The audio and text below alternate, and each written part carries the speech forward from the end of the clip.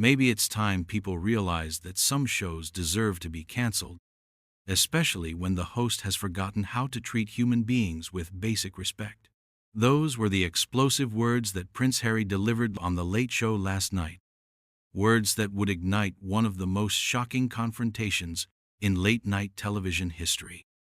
Before we get into this incredible story, make sure you hit that subscribe button and drop a comment below, because you're not going to believe what unfolds.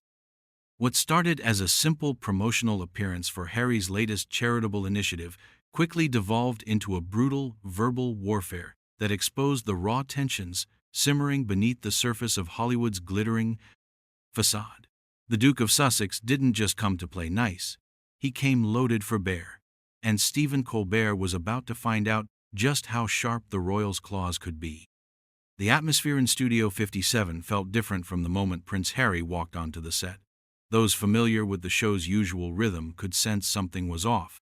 Colbert's trademark grin seemed forced, almost mechanical, as he delivered his opening monologue. The recent announcement that CBS was considering pulling the plug on The Late Show due to declining ratings and mounting production costs hung in the air like a funeral shroud.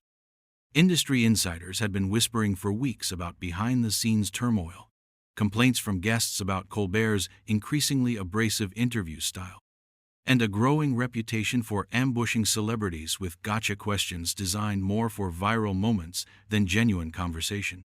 When Harry took his seat across from Colbert, the studio audience sensed the tension immediately. The Duke's posture was rigid, his jaw set in a way that those who knew him recognized as a warning sign. He'd clearly come prepared for battle, and the glint in his eyes suggested he wasn't planning to be another victim of Colbert's increasingly aggressive interview tactics. "Your Royal Highness," Colbert began, his voice dripping with the kind of mock deference that had become his signature, "I have to ask about your recent comments regarding media responsibility. Pretty rich, coming from someone who's made millions selling family secrets to the highest bidder, wouldn't you say?" The question hit like a slap across the face.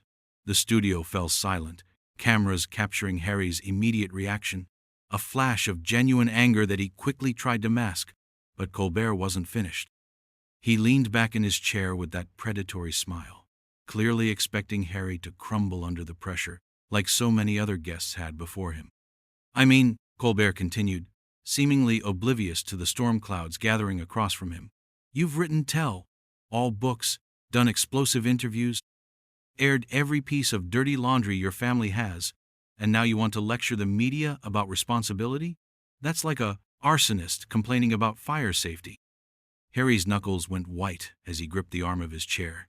"Stephen," he said, his voice dangerously quiet, "I think you might want to be careful about throwing stones when your own glass house is getting ready to come crashing down around you."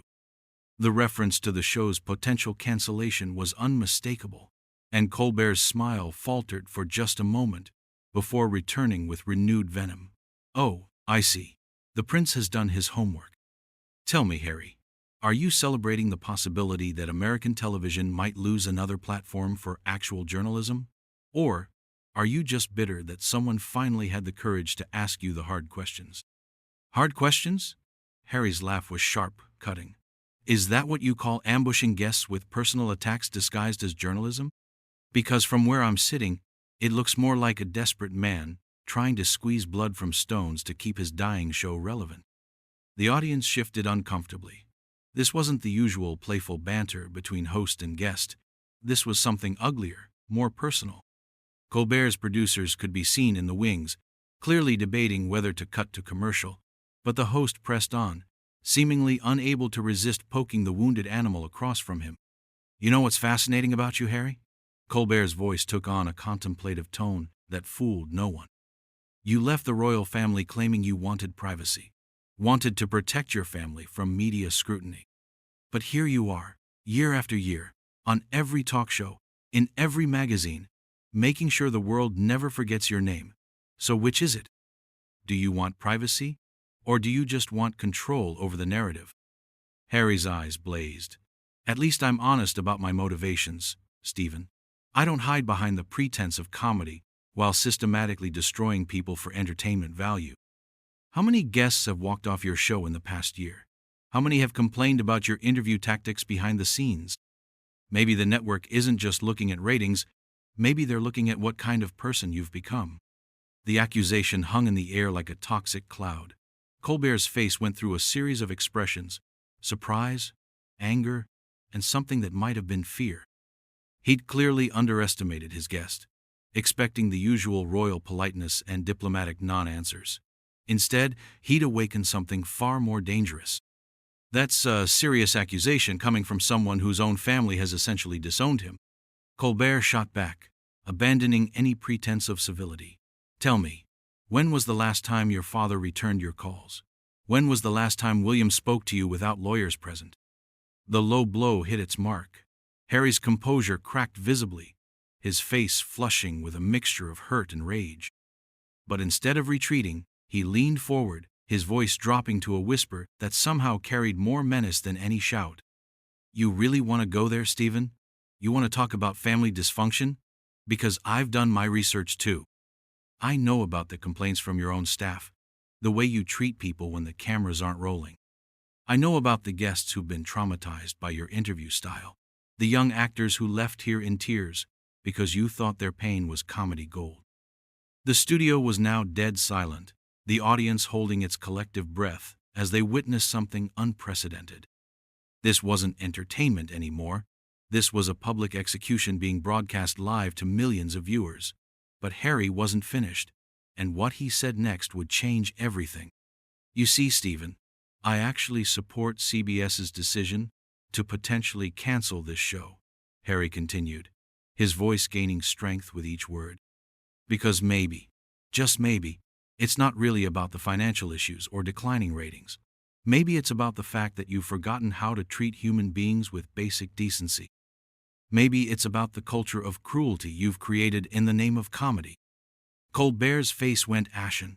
The accusation was devastating, made worse by the fact that it was being delivered on live television with surgical precision.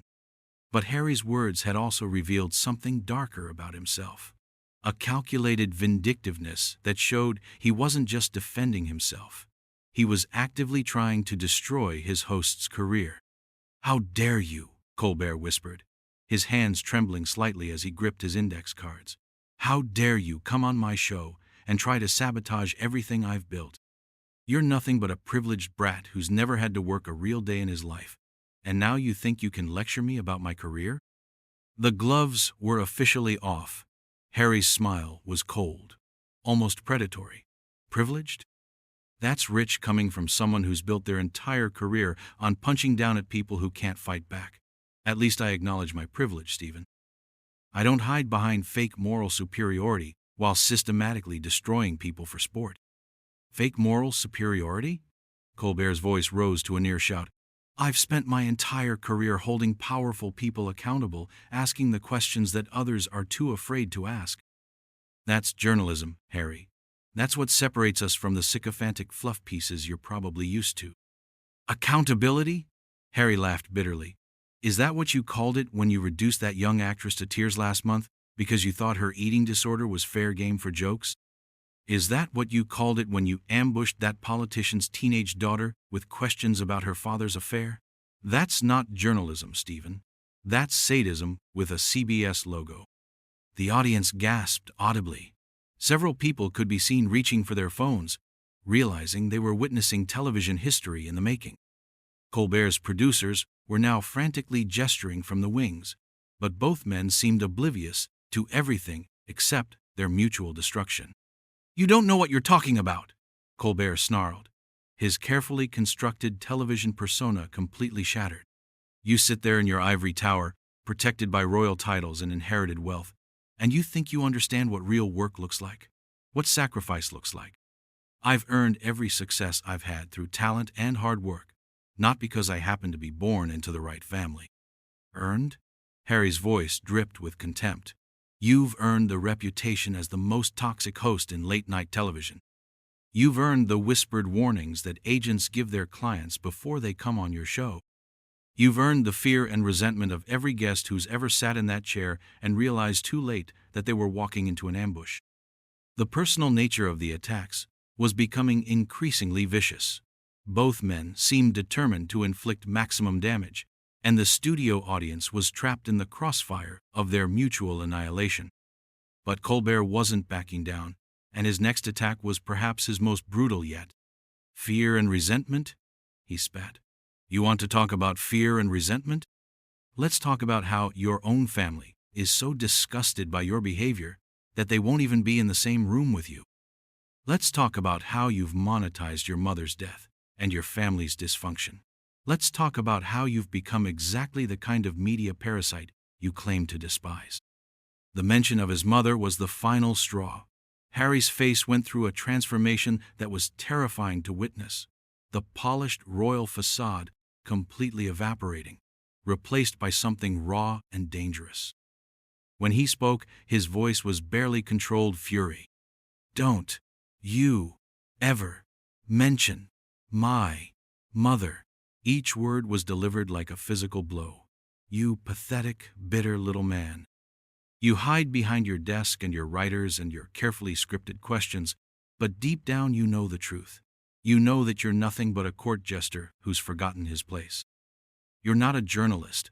You're not even a particularly good comedian. You're just a bully with a platform, and now that platform is being taken away from you."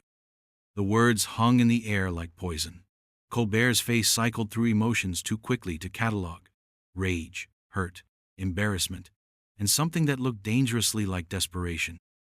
He'd pushed too hard, gone too far, and now he was facing the consequences of his actions in the most public way possible. "Get out," Colbert said quietly, his voice shaking with barely contained emotion.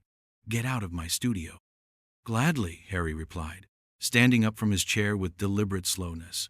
"But before I go, let me leave you with this thought, Stephen. When this show finally gets canceled, and it will, don't blame the network executives or the changing media landscape or declining ratings. Blame yourself. Blame the choice you made to become the kind of person who thinks cruelty is entertainment."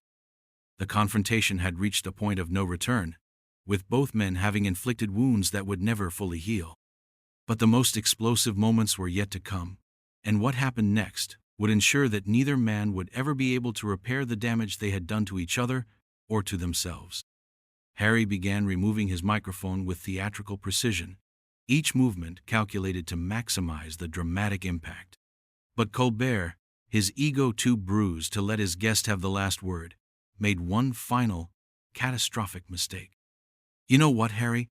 You're absolutely right about one thing. This show probably will get canceled, but at least when it does, I'll still have my dignity. I won't be remembered as the royal who sold out his own family for 30 pieces of silver and a Netflix deal." The comparison to Judas was deliberate, venomous, and utterly devastating. The studio audience audibly gasped, several people covering their mouths in shock. But if Colbert thought he'd delivered a killing blow, he was about to discover just how wrong he could be. Harry stopped mid-motion, his hand frozen on his microphone clip. When he turned back to face Colbert, the expression on his face was unlike anything the studio audience had ever witnessed. It was the look of a man who had been pushed beyond his breaking point, who had nothing left to lose and everything to gain by unleashing hell. "Dignity." Harry's voice was barely above a whisper, but it carried the force of a thunderclap. "You want to talk about dignity, Stephen? Let me tell you what dignity looks like. Dignity is admitting when you're wrong. Dignity is treating other human beings with basic respect, regardless of who they are or what they've done. Dignity is not hiding behind comedy to mask your own insecurities and failures as a human being." He began walking toward Colbert's desk, each step measured and deliberate. The host instinctively leaned back in his chair, suddenly realizing that he might have awakened something far more dangerous than he'd anticipated. "You sit there night after night," Harry continued, his voice gaining intensity, "tearing people apart for the entertainment of your audience, telling yourself that you're some kind of moral authority. But you're not, Stephen. You're a fraud. You're a bitter, angry man who's so threatened by anyone who might have achieved something without your approval that you feel compelled to destroy them." The studio was completely silent now, the tension so thick it was almost suffocating. Camera operators were adjusting their angles to capture every moment of what was clearly going to be an unforgettable television moment. And you want to know the most pathetic part? Harry was now standing directly in front of Colbert's desk, leaning forward slightly. You actually believe your own hype. You actually think that what you do here matters, that you're making some kind of meaningful contribution to society. But the truth is, Stephen, you're just another failed comedian who discovered that cruelty pays better than actual talent. Colbert's face had gone completely white. He tried to respond, opening his mouth several times, but no words came out. The man who had built his career on never being at a loss for words was finally utterly speechless. I came here tonight to talk about charitable work, about making a positive difference in the world, Harry said, his voice now carrying a tone of profound disappointment. Instead, I find myself sitting across from a man who has forgotten what it means to be decent, who has chosen to build his career on the suffering of others. Harry straightened up, adjusting his jacket with deliberate care. You know what the real tragedy is, Stephen? You had talent once. You had the ability to make people laugh, to bring joy into their lives. But somewhere along the way, you chose a different path. You chose to become a predator instead of an entertainer. The accusation hung in the air like a death sentence. Several audience members were now openly crying, overwhelmed by the raw emotion and brutality of what they were witnessing. This wasn't just a celebrity spat. This was a complete character assassination being broadcast live to millions of viewers. But here's the thing about predators, Stephen, Harry continued, his voice taking on an almost philosophical tone. Eventually, they run out of prey. Eventually, people figure out what they really are. And when that happens, they're left with nothing but their own reflection and the knowledge of all the damage they've caused. Colbert finally found his voice, but it came out as little more than a croak. Harry, we can. Let's just take a break and… No. The single word cut through Colbert's stammering like a blade. There's no break from this, Stephen. There's no commercial to hide behind, no editing room to save you. This is live television, and millions of people are watching you realize that you've finally met someone who won't be intimidated by your bullying tactics. Harry began walking toward the exit, but he wasn't finished. He turned back one final time, delivering what would become one of the most quoted moments in late-night television history. You asked me earlier if I was celebrating the potential cancellation of your show, Harry said, his voice carrying across the silent studio with crystalline clarity. The answer is yes, Stephen. I am celebrating it, because every show that gets canceled for promoting cruelty over comedy makes room for something better. Every host who gets fired for choosing hatred over humor creates an opportunity for someone with actual talent and decency to take their place. He paused, letting the words sink in before delivering his final devastating blow. And when your show finally ends, not if, but when, I want you to remember this moment. I want you to remember that it wasn't canceled because of ratings or network politics or changing audience preferences. It was canceled because you forgot the most basic rule of entertainment. People want to feel better after watching your show, not worse. They want to laugh with you, not at the people you've chosen to destroy. With that, Prince Harry walked off the set of The Late Show with Stephen Colbert, leaving behind a host who was visibly shaking, an audience that was stunned into silence, and a television moment that would be replayed and analyzed for years to come. The confrontation was over, but the damage, to both men, to the show, and to the very concept of civilized discourse and entertainment, would linger long after the cameras stopped rolling. As Harry disappeared through the studio doors, Colbert sat alone at his desk, staring at the space where his guest had been just moments before. The man who had built his career on having the last word had been left with nothing to say, and somewhere in the silence that followed, the sound of a career ending could almost be heard echoing through the empty studio.